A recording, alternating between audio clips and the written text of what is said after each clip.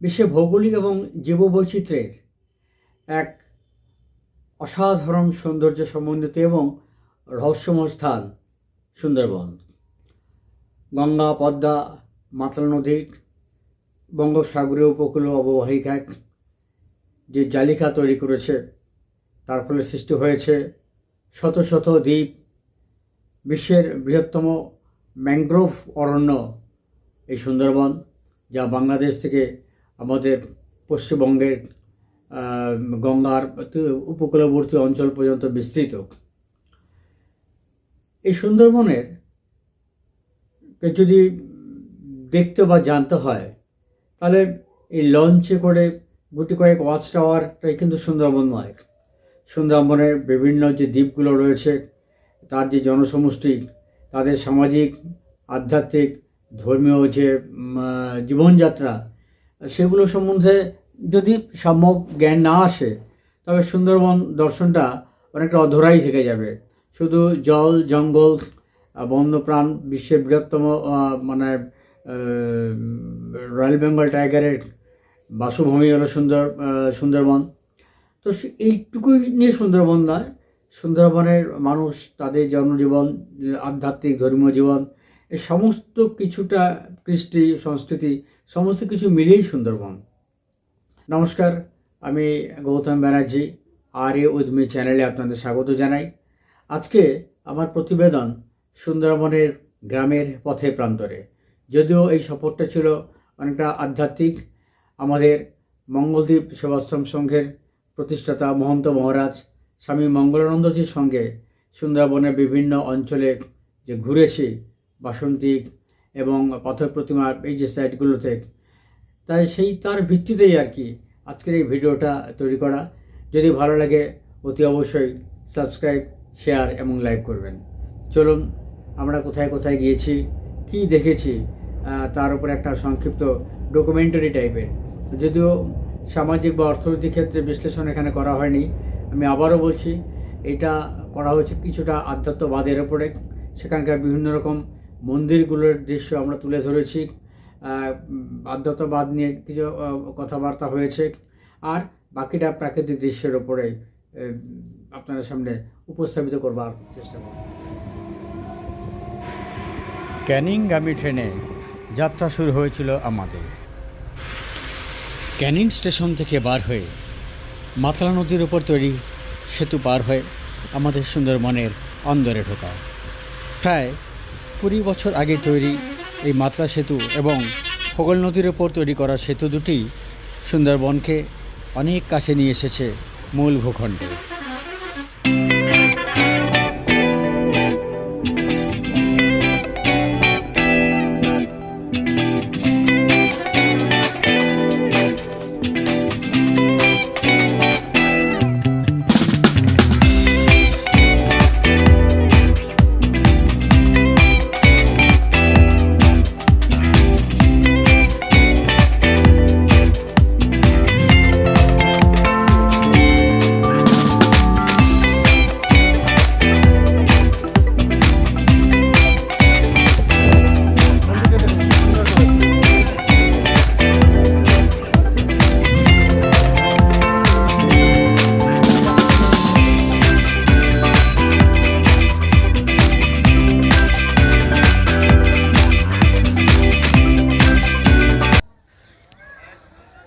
আমাদের আশ্রমের ভক্ত মলয় আউলিয়া আমাদের নিয়ে এলেন বাসন্তী দ্বীপের মসজিদ বাটির অন্তর্গত হোগল নদীর পাড়ে রামকৃষ্ণপুর গ্রামে। বিজ্ঞান এবং প্রযুক্তির উন্নতির যুগে সুন্দরবনের রাস্তাঘাট পরিকাঠামোর কিছুটা উন্নতি ঘটলেও অর্থনৈতিকভাবে মানুষের জীবনযাত্রার মান বহু জায়গায় এখনও যথেষ্ট অনগ্রসর। সর্বত্রই দারিদ্র্যের একটা চিহ্ন আমাদের কিন্তু চোখে পড়েছে। আর তাই এই মানুষগুলিকে সঙ্গে নিয়ে সামাজিক উন্নয়নের কাজ করবার আমাদের যথেষ্টই অবকাশ আছে।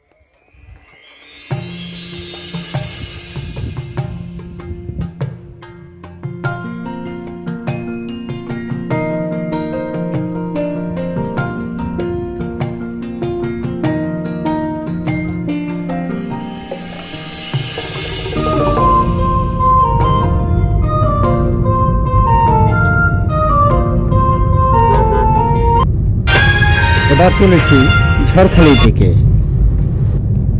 দুপাশ জুড়ে সবুজ ধান ক্ষেত আর গ্রামের সুন্দর রাস্তা ধরে, একদম বাঁধানো রাস্তা, এতটুকু একটা গাড্ডা পর্যন্ত নেই রাস্তার মধ্যে।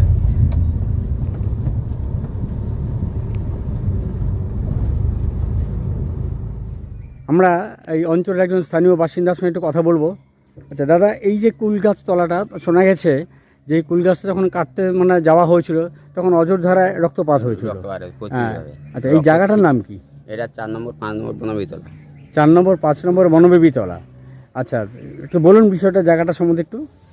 এই গাছটা ছিল এই যে মালিক, এই মালিকের পাশে অন্য লোকের জায়গায়। আচ্ছা, এই জায়গাটার উপরে এই গাছটা যখন সরে যায়, হ্যাঁ, তখন বলছে গাছটা কাটতে হবে। আচ্ছা, যেহেতু অন্য লোকের জায়গাতে গাছটা পড়ে গিয়েছে। আচ্ছা, এই মতো অবস্থায় ওনারা তো চাপ সৃষ্টি করার পরে যে ব্যক্তির গাছ সেই ব্যক্তি না স্বীকার করছে যে আমি পারবো না, আপনিই কাটুন। আচ্ছা, এই মতো অবস্থায় কাটার পরে কুরুল 3বার কম মারার পরে প্রচুর রক্তক্ষরণ হয়েছে, এমনকি গাছ ছাড়া 5-7 ফুট দূরে, এত দূরে চলে গেছে। আচ্ছা, দূরে মানে এই মাটি তো সে রক্ত চলে এসেছিল। হ্যাঁ, সে কুরুলে আজও পর্যন্ত রক্ত, তার 2 বছর হয়ে গেছে। এবং এইখান থেকে সব দৌড়ে পালিয়েছে লোক। আমার বাবা দৌড়ে এসে এই পুকুরের থেকে জল নিয়ে গাছেতে দিয়ে অন্তত 15 দিন ধরে এখান থেকে গাছটার গোড়ায় থেকে রক্ত বেরোছে।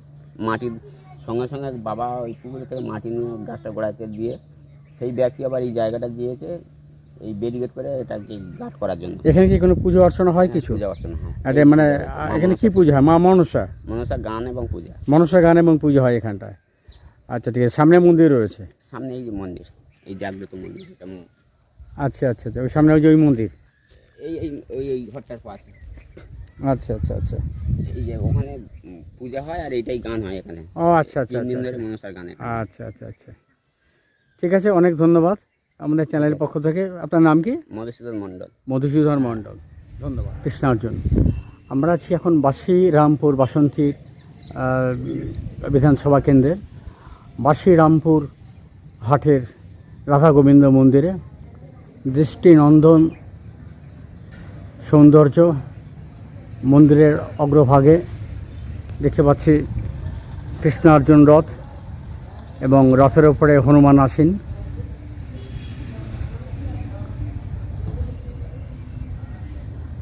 ভীষণ সুন্দর এই মন্দিরটা। যদি এ পথে কেউ আসেন ঝড়খালির দিকে দিয়ে যদি সুন্দরবন দর্শন করতে যান, তবে অবশ্যই এই মন্দিরটা একবার দেখে নেবেন।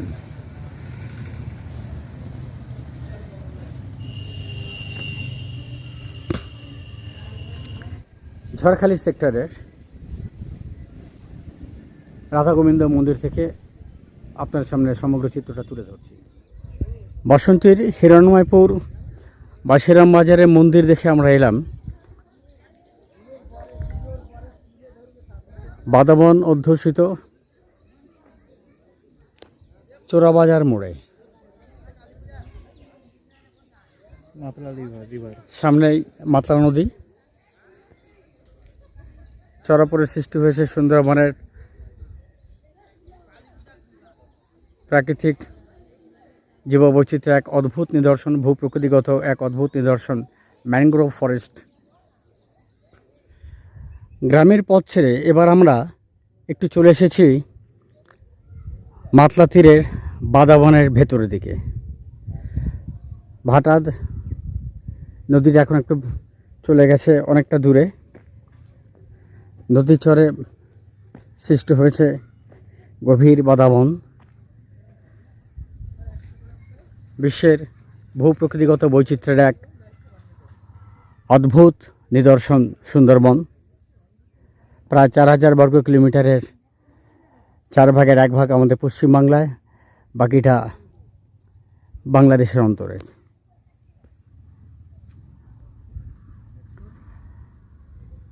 সুন্দরবনের পথে প্রতিবেদনে আপনাদের সামনে খুব কাছ থেকে বাদাবনের চিত্র তুলে ধরছি। আর আজকে আমরা চলেছি সুন্দরবন মহকুমার। এই জায়গাটা কোন অঞ্চলটা? দক্ষিণ মহেন্দ্রপুর এবং লক্ষ্মীপুরের খেয়াঘাটে দুপাশ দূরে আমি দেখতে পাচ্ছেন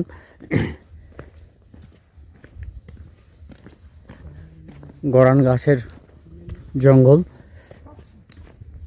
ভাটা, সুন্দরী গাছ, তার ফুলগুলো দেখা যাচ্ছে, যার জন্য নাম সুন্দরবন।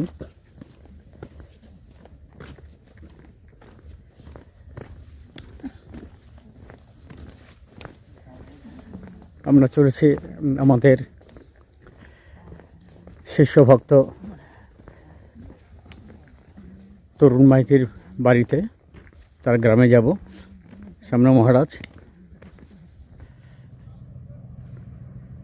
এটা মহেন্দ্রপুর লক্ষ্মীপুর ঘাট, মৃদঙ্গ ভাঙা। আচ্ছা, এগুলো একটু সবই নয় মাতলা নয় বিদ্যাধরী থেকেই পড়েছে আর কি। মাতলা ঠাকুরের পরে মাতলা।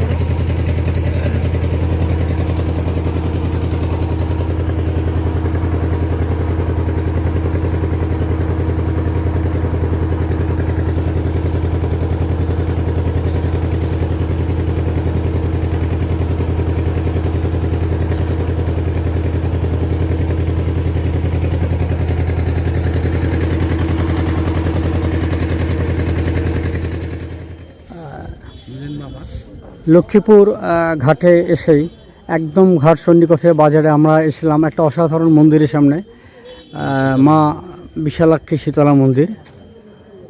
অসাধারণ সুন্দর একটি মন্দির। ওটা ওটা ওটা কি কালী মন্দির নাকি? আচ্ছা, ওটা কালী মন্দির।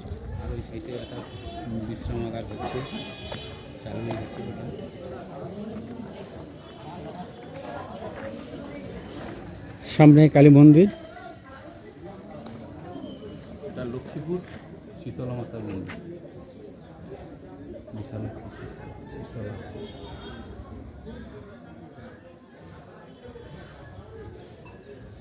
লক্ষ্মীপুর বিশালাক্ষী শীতলা মা, জয় মা। পাশে বোধহয় রাধা গোবিন্দ মন্দির, হরি মন্দির।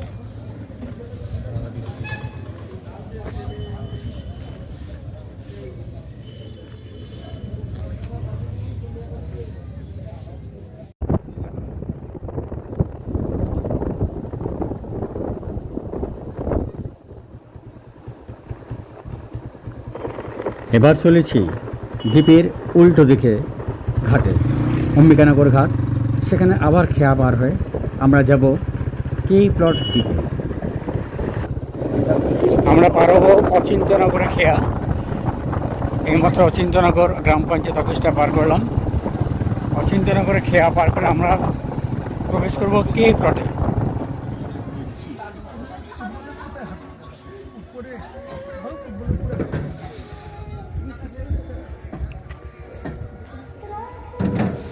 শিবুয়া নদীর জেটি ঘাট। এই নদী পার হয়ে এবার আমরা যাব কে প্লটে।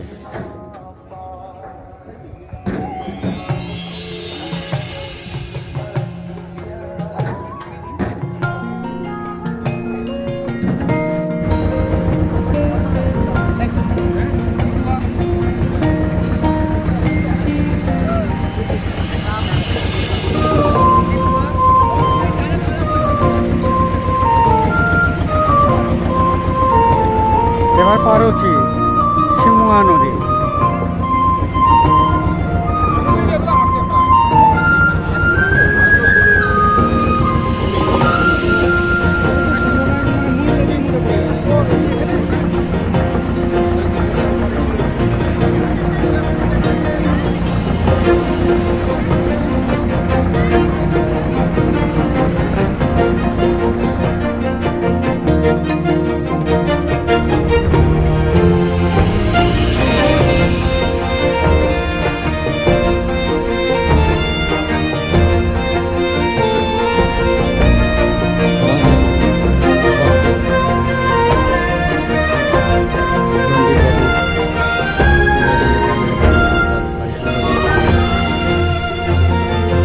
আমি দাঁড়িয়ে আছি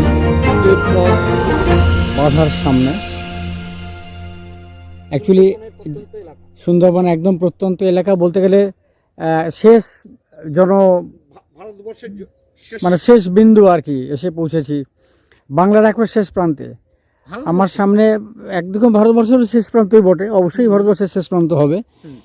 আমার সামনে বাই চলে গেছে সেই যেটাতে আমরা হচ্ছে সিমিয়া নদী, যেটাতে আমরা পার করেছিলাম। হ্যাঁ, সামনে একটা ঠাকুরন, আর সামনে যেটা আছে মানে দিগন্ত বিস্তারী ঠাকুরন, আর এগিয়ে গিয়ে ওই বাঁ হাতে সোজা আছে মাতলা নদী।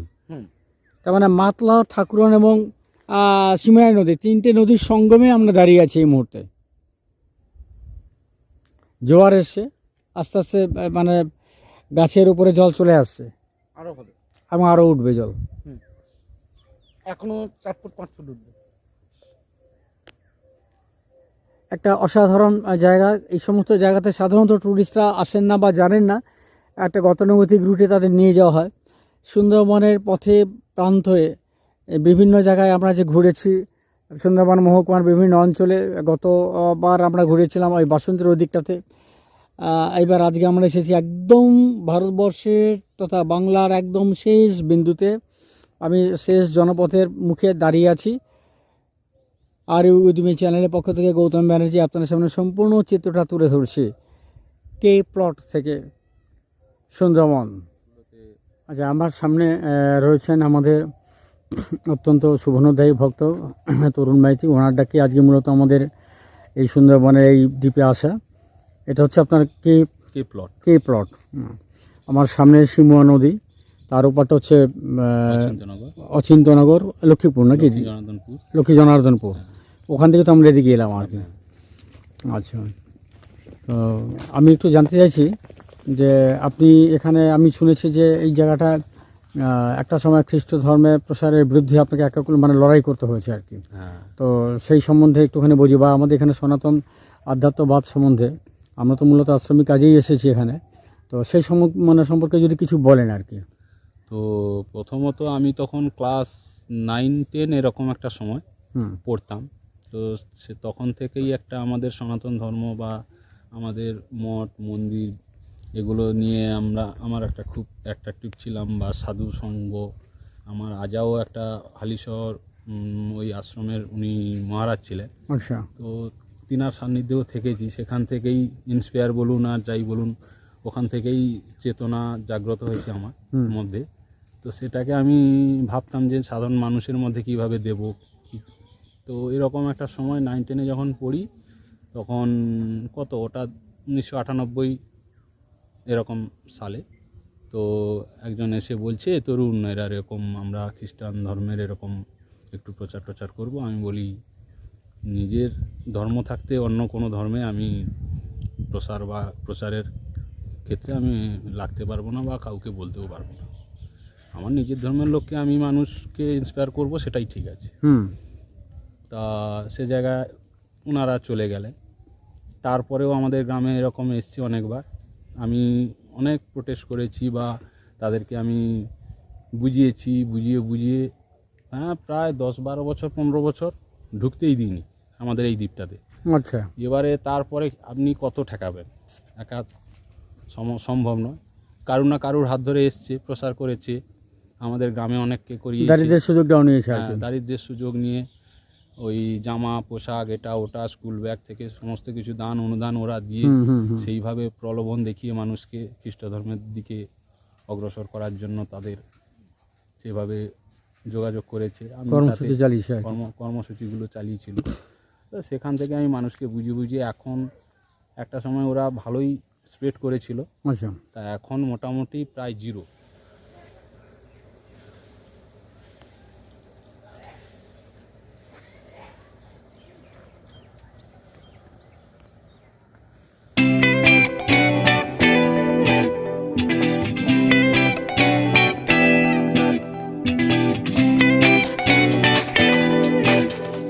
জনবসতিপূর্ণ নদী পথ দিয়ে আমাদের ভক্ত তরুণ মাইতির বাড়ির ছাদ থেকে ছবি তুলছি। আমার সামনে সোজা ঠাকুরানী নদীর পার, দূর থেকে দেখা যাচ্ছে আর ঠাকুরানী নদী থেকে বেরিয়ে আসে এই খাল। ওপারটাকে বলা হয় পূর্ব মৌজা, এই পারটা পশ্চিম মৌজা প্লটকের। ওইদিকে ঠাকুরানী নদী আর এই পাশে রয়েছে সিমুহা নদী। কারকেজি নদী পার হয়ে আমরা এখানে এসেছি। সামনের এই যে মাটির যে দোতলা চালা যে বাড়িটি, খুব সুন্দর একটা দৃষ্টিনন্দন তার রূপ। এটি ওদের প্রাক্তন পৈতৃক ভিটা। এরকম প্রায় 100-র উপর দ্বীপ রয়েছে যেখানে লোক বসতি রয়েছে, দোকানপাট বাজার সমস্ত কিছু আছে। আর বাকিটা সম্পূর্ণ জঙ্গলাকীর্ণ, বন্যজন্তুর আবাস, বিশ্ববিখ্যাত রয়্যাল বেঙ্গল টাইগারের বাসভূমি। সুন্দরবনের চলতি প্রবাদ, জলে কুমির ডাঙায় বাঘ।